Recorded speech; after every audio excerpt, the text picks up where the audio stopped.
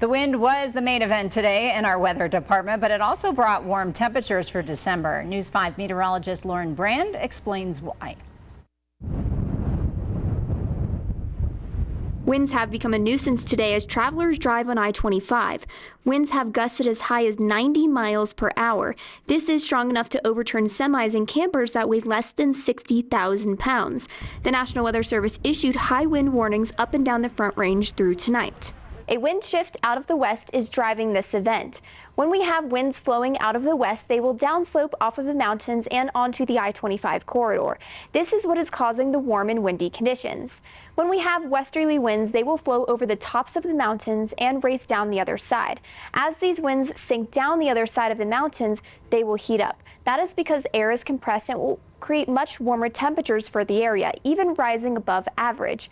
A couple of things need to happen in our upper atmosphere for these conditions. Our jet stream is roughly 30,000 feet and can get up to 150 miles an hour at times. When a piece of the jet stream gets closer to the surface, this energy also gets mixed down. This is when we feel those strong and powerful wind gusts. The weather team will be monitoring these windy conditions into the middle of the week. In studio, meteorologist Lauren Brand, News 5.